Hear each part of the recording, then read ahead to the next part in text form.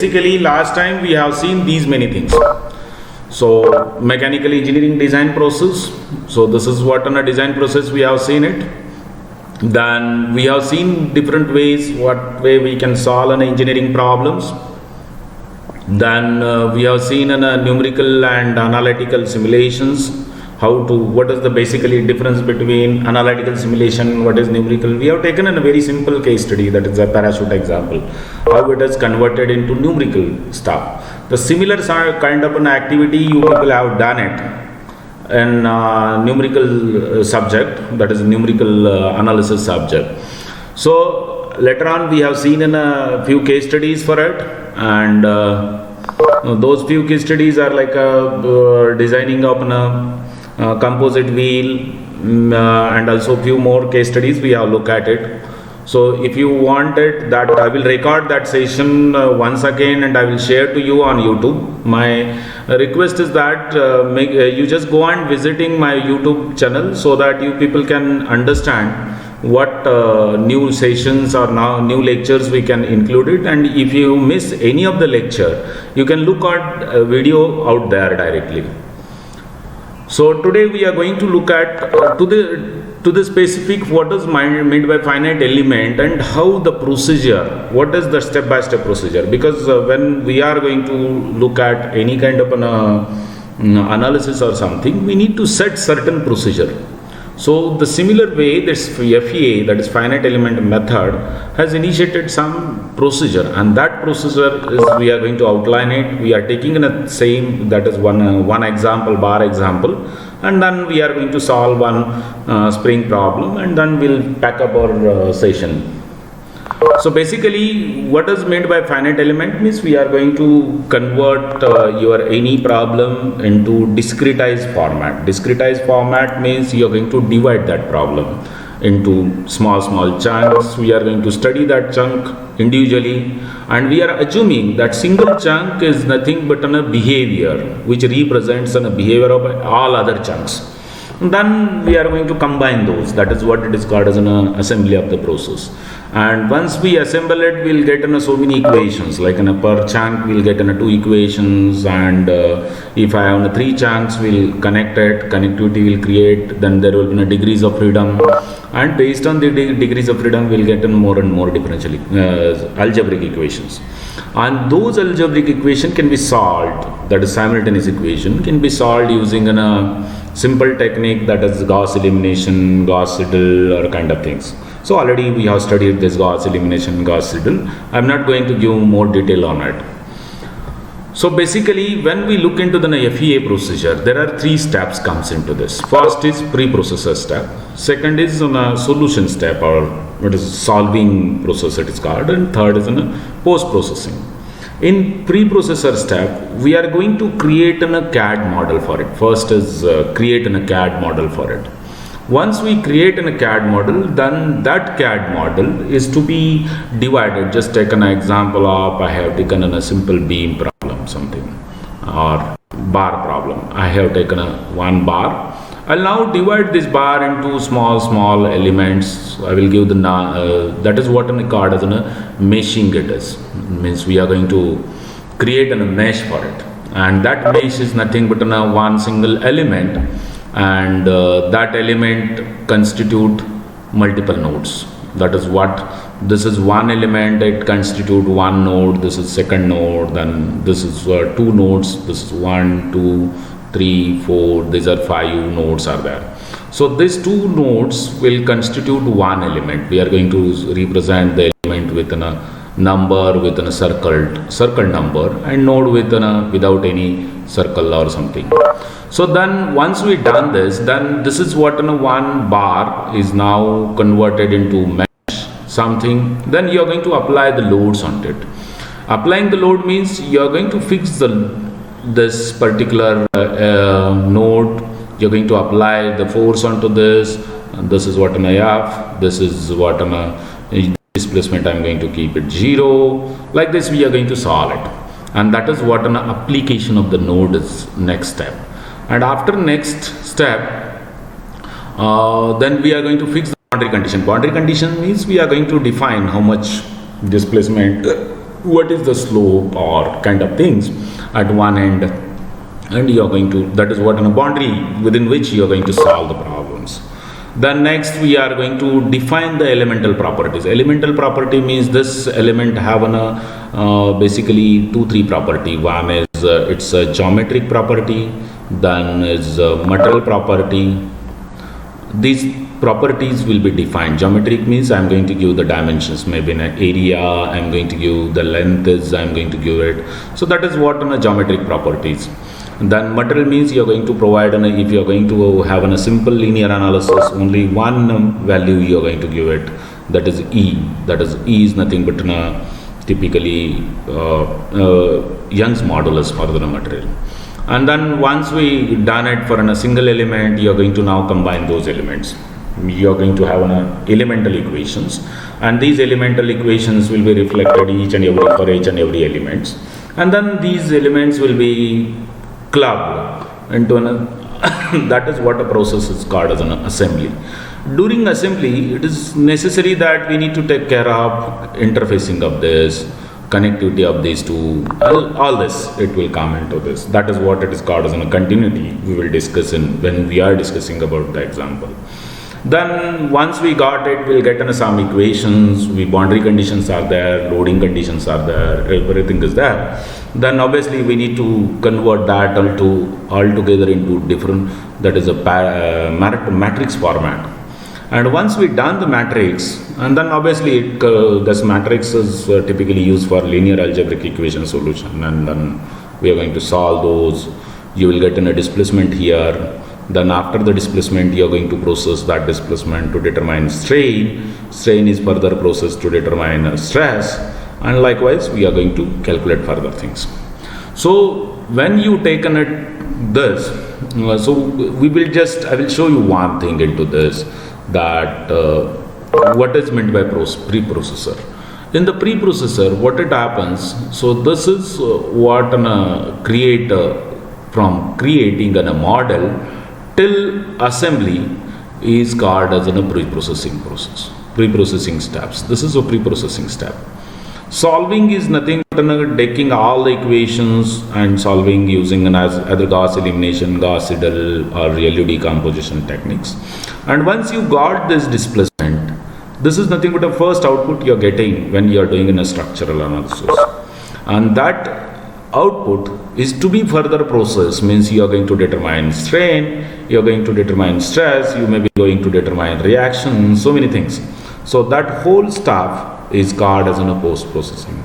Means doing entire, after analysis, you will get kind of results, and these results are to be represented either in terms of stress, strain, or reactions, or energy, so many things we can further calculate it. That is what it is called as post-processing.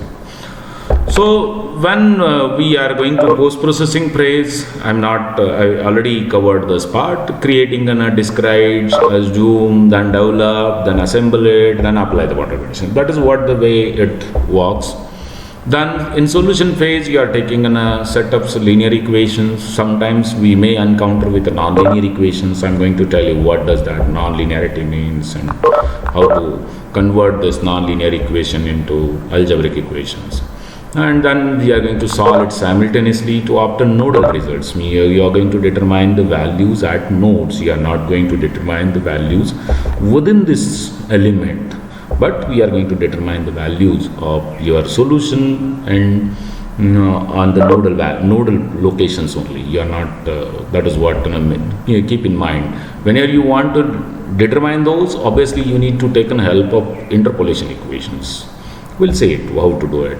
Then post-processing phase, in post-processing, once you got the result, you are going to convert into strain, then stress, reaction, so many things.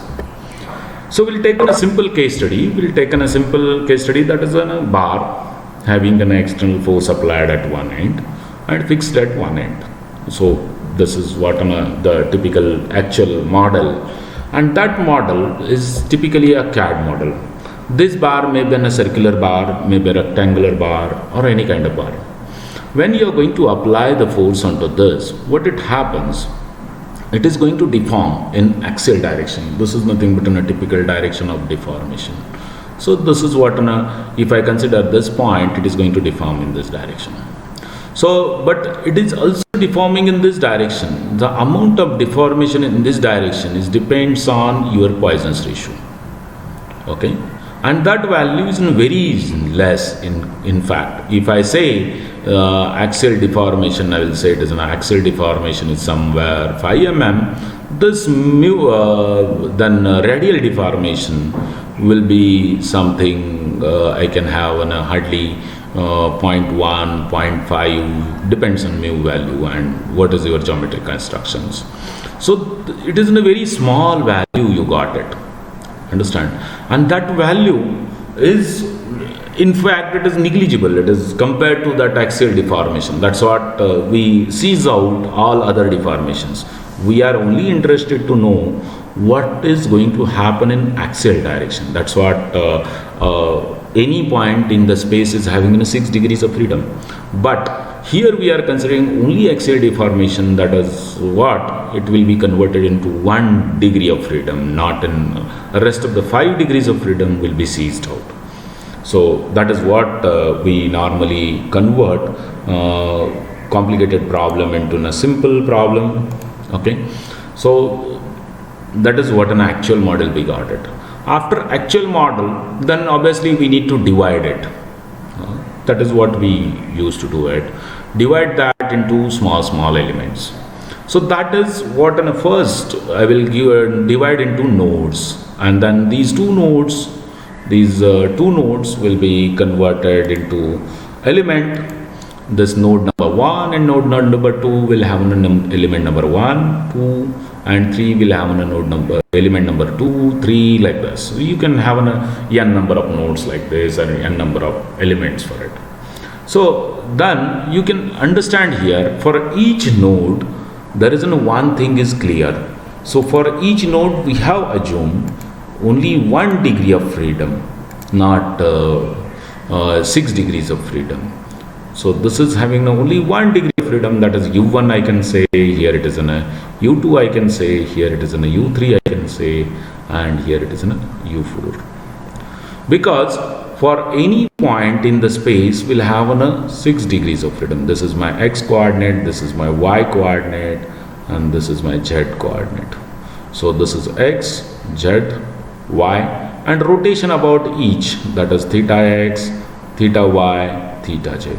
So all these 6 here translational, 6 translational, 6 rotational, we assume that only this point on this beam is only deforming in one direction. That's what the rest of the degrees of freedom, this, all these are removed, and only we are observing only one single degrees of freedom, that is what on x. And that's what this node has only 1 degree of freedom. That's a 1D problem. This is what it is called as a 1 degree of freedom problem. 1D problem. Understand? So next, once we done this, so obviously we need to give the numbering in such a fashion that we'll look at it. If I given a wrong numbering, what will happen, and kind of things, how to convert that into the equations. So when we come up with this, so the next part is, why cannot we determine in a simple deformation at this point? That deformation here is determined by PL by EA. And this is what in a typical equation we learned it in strength of metals subject. And this is P is force applied and L is length of it, E is material property, A is geometric property. So but this is what deformation, this deformation is at this point only. I don't know what is going to deformation is going to happen in between points, anywhere points. I don't know anything. So this is what I will get in a maximum deformation. That is what I can say. It is in a delta here. But I don't know how much it is there, or something. You don't know anything. So we want to determine it, and that is what the FEM will help us to do this all. So we'll first of all, whenever we are going to do this, divide this into multiple elements, element and nodes and kind of things. And then now we'll take in a one element out of it, free body diagram. We'll take in a single element out of that one, and we'll now determine a free body diagram for this. So if I take in any number, any element, just imagine. So behavior of this in this particular element is same as this, as this. So these three are behaving in the same fashion. They are not behaving differently. They are having the same material properties, same geometric properties, same construction, or same mathematical behavior for it. So that's what we assume. So this is a free body diagram for this. I will take one of it out, and I will now apply the free body diagram for this. So obviously on node 2 number node, I will get a force F. First number node, I will get a force F1, deformation U1, U2. So this is what on one point where I can apply a sum of all horizontal forces and deformation equal to 0. So that is what on a horizontal forces equal to 0, and I will now formulate an equation.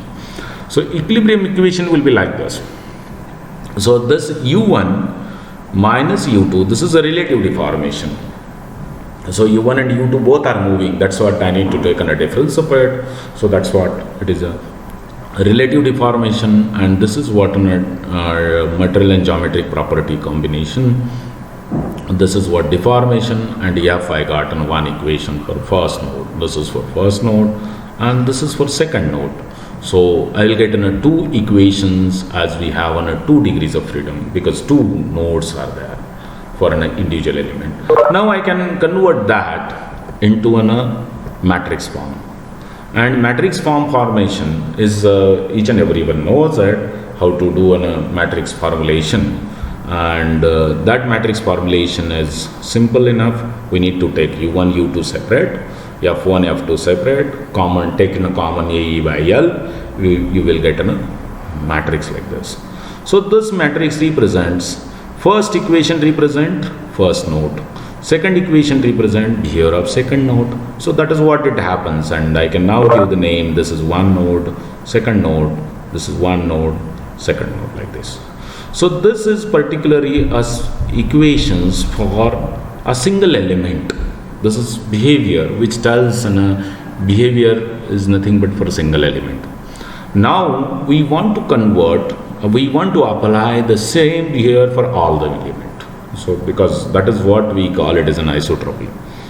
In isotropic material, but isotropy is nothing but we are going to reflect that into a single behavior. So we can now just look into this, and we can just see this is what an anti-stiffness matrix. So this all is typically a stiffness matrix. Then we have a displacement vector, we have a force vector. Okay.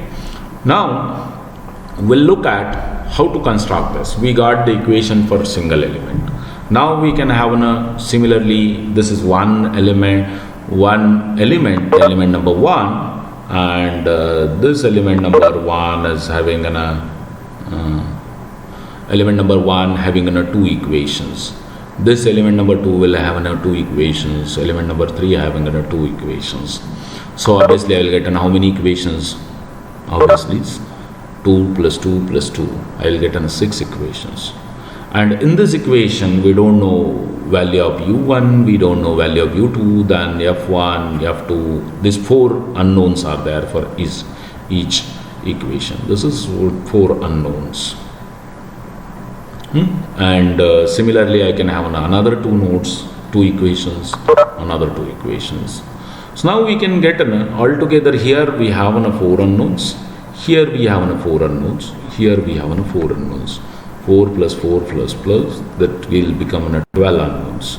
And how many equations? Equations are 6, and obviously this becomes somewhat difficult to solve it, because only 6 equations you have and 12 unknowns. So there is still we can go on doing one thing. So when you look at one thing into this is a node number 2 is a common to node number element number 1 and element number 2. Understand? This is common to both this. Okay.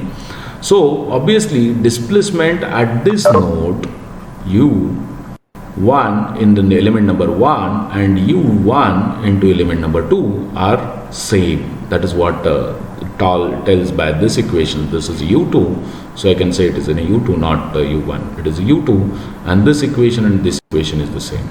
So obviously, but contribution from both the end is there. This element is also creating a resistance, this element is also creating a resistance.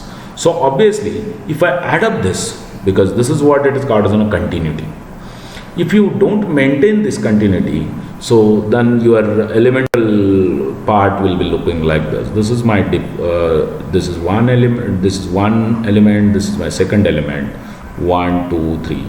If I don't provide a displacement uniformity or displacement of this node on this element and displacement of this node on this element is same, then obviously my model will be like this. This is 1, I will give my u2 here, u2 1 I will say, and my another deformation will be like this, and this will give me u2 second element, and this deformation will create a gap, and which is not happening practically into the practically it doesn't happen. So obviously we are somewhere missing the behavior, capturing the behavior. That's what is to be done here. These two values should be the same, and that same values will be possible if I add these two equations. That is what we do it, and that is what it is called as an assembly of it.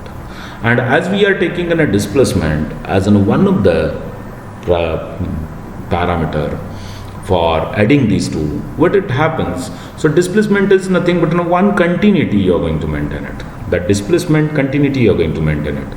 So this is what it is called as a displacement type of continuity. Displacement continuity. And this displacement continuity can be represented within U. If I take a simple example of beam, just take an example of beam, I am divided into this elements and I fixed it here, okay, and I am going to apply the force, vertical force at this point. So it is going to deform in this fashion. So element will be deformed here in this fashion. So if I don't consider tangent, or I can say it is a deform, that is a strain, I will say it is, that is slope of this. So here one is slope and this is another slope. My solution will not be perfect enough.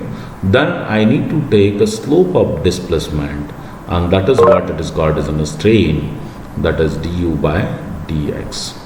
Then this is called as that is a slope continuity or slope continuity, and that is the way this is displacement has a derivative 0 degree. That's what it is. C is for continuity and 0 is for representing 0th order of this differential equation. So that's what C0 continuity is called as a displacement continuity. Here it is in a derivative is a first, so obviously my continuity will become something C1 something, because first order. If you go on having a more and more complicated, like in a plate type problem or something, so this continuity value goes on increasing. That is the second order derivative I will consider 2, third order derivative it will come to C2, C3 or something. I think this is what the way it works out.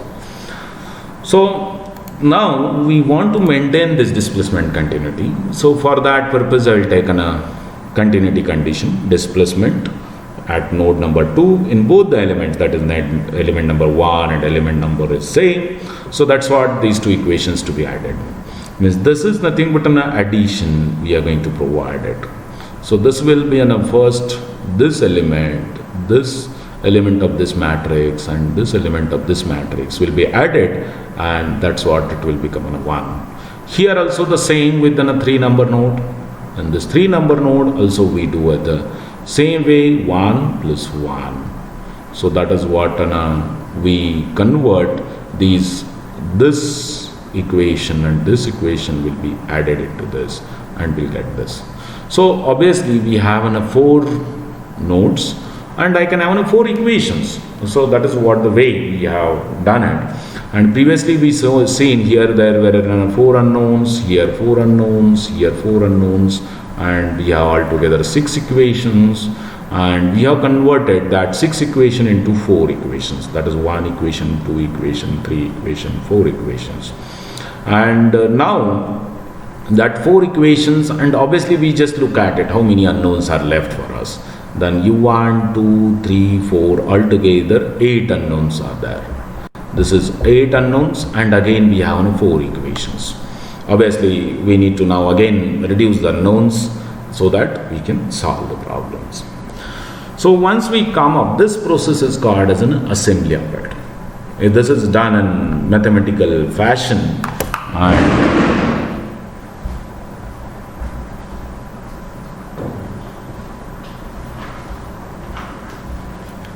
this is what it is done in mathematical way, that convert elemental element, formulate the elemental equations, and assemble that. So these are the steps we go through it, and this is what it is called in the post-processing step. After the post-processing, next step is, now whether we have applied any boundary conditions. No, we have not applied any boundary condition. We have not said any element is in having this boundary or something. We have never said anything. So displacement here, just we get in one equation, and this is what it is called as a global stiffness matrix. So these are the 4 equations for all this entire model, and then this is a global displacement vector, and this is what in a global force vector. When you look into this is area is my geometric property, length is my geometric property, and E is my material property, and these all are called as a system properties. Because this is nothing but this is a system. System means most of the time we have seen it. There is a system means I will have some block. I am going to give an input. I am going to get an output. This is my Y is output, X is my input, and this is my system. And in the system, system will have a geometry, its own geometry. It will have a material, and also it will have an environment. So many properties are there. We are only taking account of these 2 properties. If any environmental changes are going to happen, we are not taking into account. That is what an assumption we done it into this. So we'll now apply the boundary conditions for this. And so when we are going to apply the boundary conditions, so obviously this is model, and we are going to fix it. These are the 4 equations, we have seen it. So these equations, this is what in a wrong, I can just, it is wrongly written, sorry. This is not, okay. Only 1 comes because assembly at the last end there is no connectivity in between. So whenever you understood that one thing most important, whenever there is a connectivity, there is a diagonal element will make it addition of it. That is what it does. So when we are going to look at boundary condition, first boundary condition, displacement at node 1, u1 is 0 because we are going to fix that node. Then and then deformation will happen. If I am not going to fix any of the node, the entire body will move like anything, but it will not show because there should be a kind of a resistance for it, so that deformation will happen.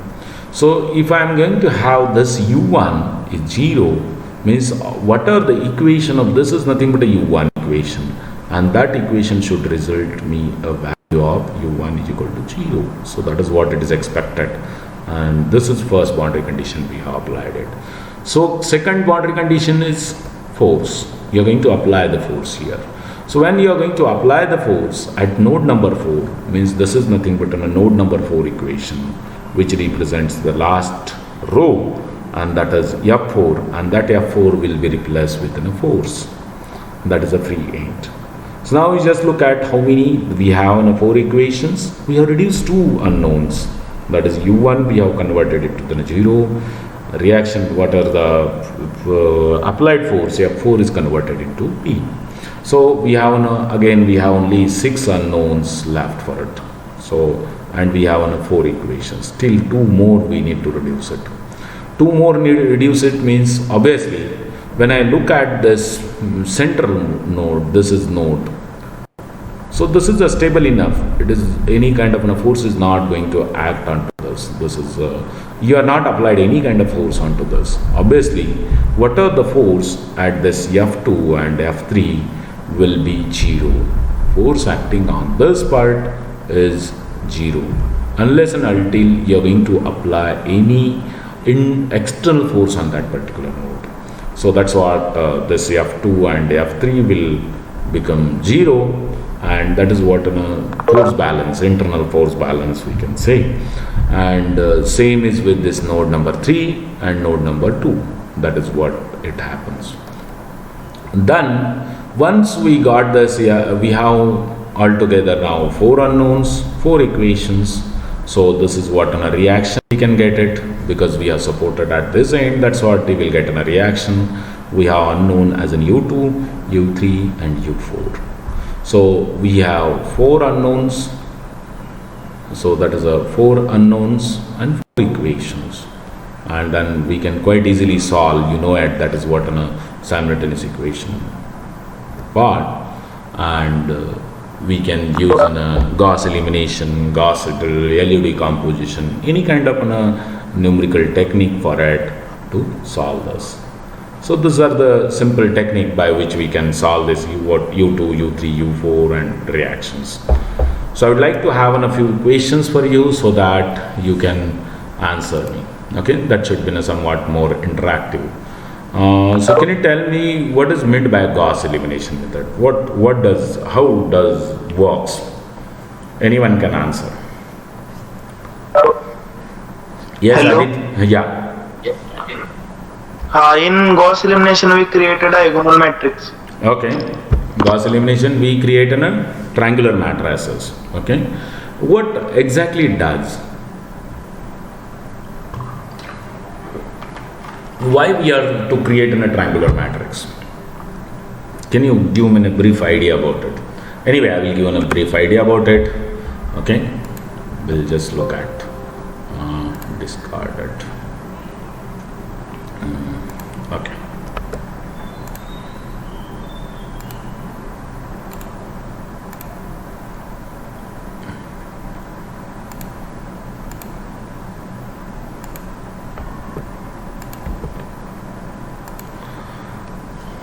So you just take a simple example. I will take one example, that is 2x1 plus 3x2 is equal to 5 and 3x1 plus 2x2 is equal to 10 something. This is my one equation and this is my second equation. The same way we have converted our equation into simultaneous equations. Instead of x1, x2, we have u1, u2, and 5, 10 are nothing but forces, and 2, 3, 3, 2 are stiffness matrix, we can say.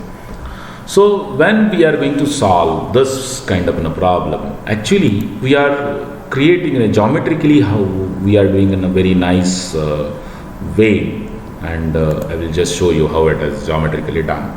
I will now take on one axis, I will take an x1, I will take here x1, then the another axis I will take an x2. So I will plot this first equation, I will get some line in this fashion. This is my one equation, and I will take another equation, this is my second equation. I will get some intersecting point, and that intersecting point is nothing but my solution, that is x1 value and x2 value. So this is quite easily you can visualize if you have only 2 variables into this. If I have 3 variables, okay, if I have 3 variables means I have to have an x1, x2, x3 like this. Means 3 planes are intersecting with each other, and these 3 planes are intersecting with each other, and if they are, so that point is nothing but having an x1, x2 and all this x3, these 3 parameters. So there may be a possibility in this case there will not be any kind of solution doesn't exist or something will happen. Just I will tell you one thing here. This is my x1 and then x2. One equation is going to show me this, another equation is going to show me this. So what is going to happen, whether they are parallel to each other, Whether they are going to intersect, no intersection. No intersection means no solution. No solution for this. Means it is going to meet it somewhere at infinity distance, and which we are not interested at all. So this is what this type of problem don't have any kind of a solution, and that is what, how can we determine it? So we can now, I will convert that into matrix form. 2 3 3 2. This is my coefficient matrix, and this is my x1 x2, and then this is what 5 10 something. Okay, so this is what a coefficient matrix. If I take a determinant of coefficient of matrix 4 minus 9, how much it comes? Minus 5. So some number is there. That is what some number means it is going to have a 5 value. If this value becomes somewhere equal to 0, just imagine. If I convert this 2 and 2, these are the same pi, and this will become 0, and this is 0. So obviously these two lines are the same. This is one line and this is another line, will have the same lines are there. And obviously these are not going to intersect at all, or they are intersecting each and every point. If the parallel lines are there, they are going to intersect at infinite location. But when these lines are the same, they are not going to intersect at all, and that is what a problem. And that is the reason when you are going to solve in a Gauss elimination, we take somewhere this determinant of this matrix, determinant of your matrix A should not be equal to 0. That is what a condition for it. So if you convert that into a simple equation, that is A into X matrix equation, I will say it is like this.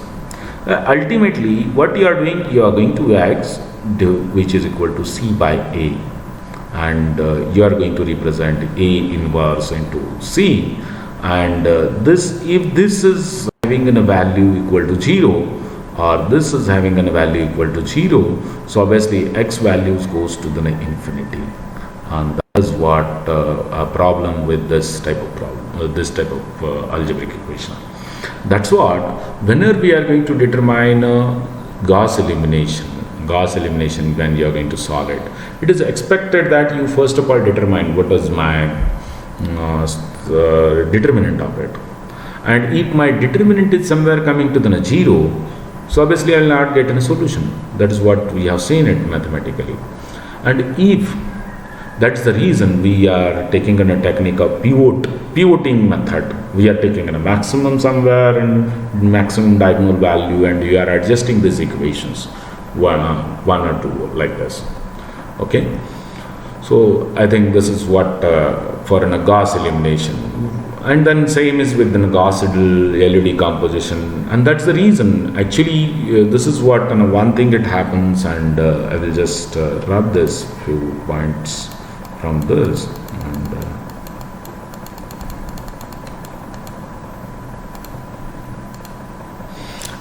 when we are going to solve it, one thing here I will tell you.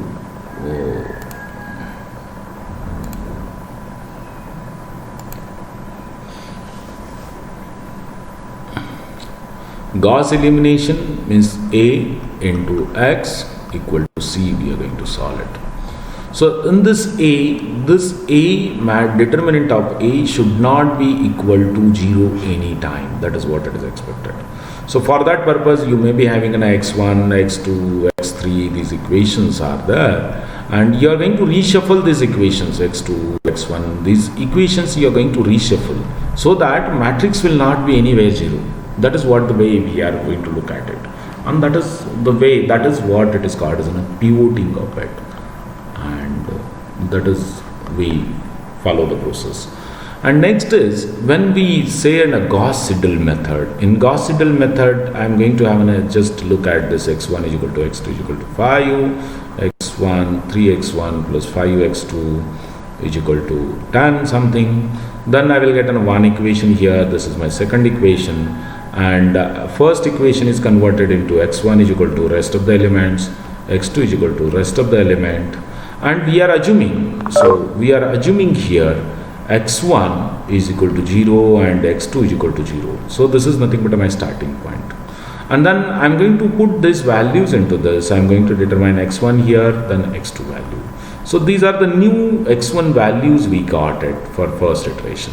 So then again I'm going to take this values, again substituting in these equations, I'll get second iteration. This is my first iteration, then second iteration, then third iteration, and go on doing it till you will get a previous, though two iteration values, that is the second and third iterations values are same, then we are going to stop it. That is what it is called as an iterative process. Previous one is in Gauss elimination, it is expected you are going to solve the problem within one single step. But in this Gauss Seidel, we are going to solve the problem in multiple steps. It is iterative. That's what. If you look into this, if I take this is one axis number of iterations on this and x1 value and other axis. So initially I will get a 0, then it will go to the very high value, then second, then third, like this it will come somewhere and it will become stable after certain iterations. So this is what it is called as a stability point, where you are getting the same is with an x2, same is with an x3 something. That variation may be not different. How what is your assumption you made it, x1 or x2? So this is what a solution for this. And one more thing I would like to here add up when we are going to solve Gauss elimination method or something. I will take a 2, 3, 4, 5 and x1, x2. I will have a 10, 15 something to these two values. Ultimately you are making this point 0. Means what you are doing, if I write this equation 2x1 plus 3x2 is equal to 10, okay, and then 4x1 plus 5x2 is equal to 15. So this equation is converted into some, I will say c1x1 plus c2x2, because these values will change, and this is what in a 0 you have done it. Because 4 is converted into 0, then x1, then I will say it is in a c4, x2, then I will get in a two values here, like this. So now ultimately you are going to eliminate this x1 from this equation. That's what this meaning for this is, elimination. If I have a huge number of variables, that's what you are going to make this lower triangle 0, lower triangle or this element. If I have a bigger matrix, I have to go for the first, eliminate all the variables except one in last equation, then less than 1, then another one less than 1. Likewise, I can go on doing it and I will get in a matrix, this coefficient matrix, and the same is with this your constant matrix. So I will have these values here something, and I will have this entire triangle is made 0. So that in last equation I am going to eliminate x1, x2, x3, x4, and only one single variable, that is xn, is left for it, and you will get a direct value for this from this. So in second equation you are going to eliminate less than, this is one variable and this is my second variable. I will have an xn minus 1 and xn, two variables are there, and rest of the variables are eliminated, that because coefficient you made it 0, and then you will get this equation. First of all you are going to determine xn, then put into this, then put into this. Likewise you will go on doing it and you will get in all values x1, x2 and kind of things. So this is what Gauss elimination does the work. And same I told you with the Gauss Seidel technique also. So this is what one example. Once we got this displacement here, okay, if you have any question you can ask now. Yeah, anyone? कुणाला काही प्रश्न विचारायचे असेल तर विचारू शकता. Anyone is having any question? So which method we are using? Gauss elimination or Gauss Seidel to solve the questions? Actually, in practically I will say both, or maybe more than that. Maybe we are going to use more methods for it, but starting with simple understanding, we are going to use a Gauss elimination sometime or Gauss hidden. So actually, when you look into you might have used this answers. Some of the people might have used the answers. In this answers, these both are techniques are used. Gauss elimination means it is going to give me a solution in only one single step. So that is a single step solution you will get. And Gauss hidden means it is a multiple steps, iterative process. That's what it is, iterative. And there are sometimes LU decomposition is also used. So it depends on what type of problem you are handling. So this technique will be used. If I want a perfect result and I want to have more iteration, then I will obviously go for Gauss hidden method. And I want a solution very fast, then I can go for Gauss elimination. Okay. So any other question? Yeah. So what is the relation between displacement and strain? Yeah, Ganesh, Satpute, are you there?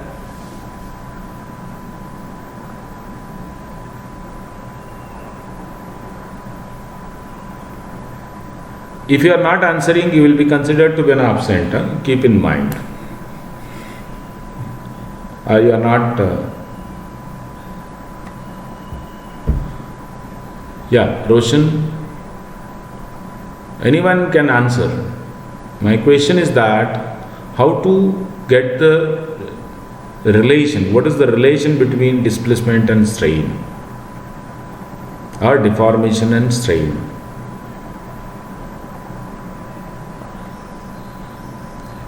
No answer from your end? Hello. हाँ बोला. Strain is sir deformation upon original length. Okay, that is what we know it. So obviously the same technique is here it is used. We know the deformations now. We have determined U2, U3, U4. Okay. So we want to now convert that deformation into a strain. So this is what the way you can do it. Epsilon is nothing but a du by dx. So I'll tell you one more interesting stuff in mathematical way. I think you people are more interested in mathematics, is it? So when I say on a differential equation, what is meant by differential equation? Differential equation is nothing but a representation. This is, I will say x is variable and this is my u is another variable. So my deformation pattern is somewhat like this. I will take here it is my x1 here and then I will have an x2 here. These are the displacement points and I will get a value as an u1 here and u2 here. So here I can get when I have a finite difference, I say it is in a delta x, I will get a delta u here.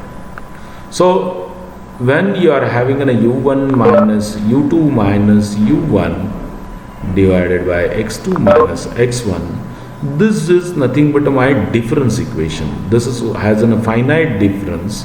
That's what it is called as a finite difference equation. Okay. So if I go on reducing the step size, that is delta x, I am going to bring this x1 and x2 nearer and nearer and nearer to something. Means somewhere I will get a slope here at this way and another slope here.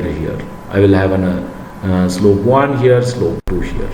I will now reduce this distance, and this reducing the distance is nothing but I am going to put this limit delta x tends to 0, and this will lead to my du by dx. Means I am going to determine the slope at any point at, I will say this is my x, I am going to determine the slope here or tangent here, that tangent is equal to du by dx. Keep in mind, because this is what the most important and very interesting point, because most of the time you are going to determine the strain, and this strain is now approximately represented with this u2 minus u1 upon length of it. And once you got the strain, then obviously you can determine a stress. You know the Hooke's law, stress is directly proportional to strain. You can get a stress is equal to E into epsilon.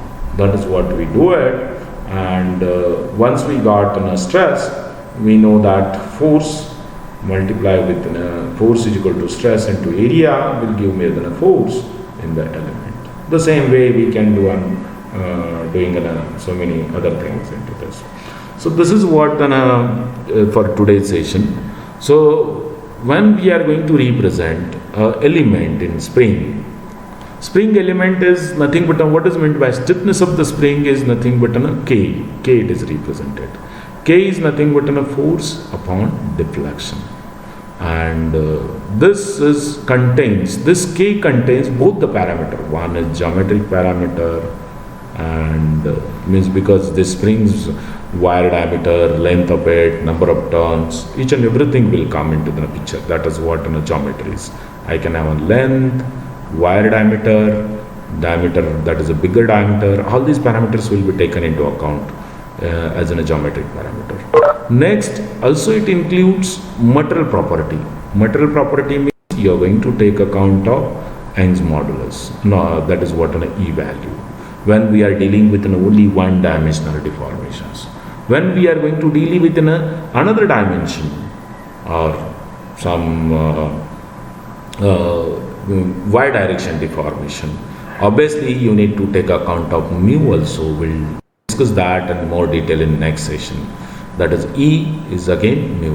So this K is in a single property of the spring which will take care of geometry also, which will take care of material also. So that's what this entire deformation or behavioral pattern of the spring is represented within one single K value. And that K value is this is what one equation for first node, second equation for the same second node, and can be converted into matrix form. That is a load vector, stiffness matrix, deformation vector, like this. Anyway, I think we have to stop here, and thank you for all of you. So we'll take such examples in next sessions.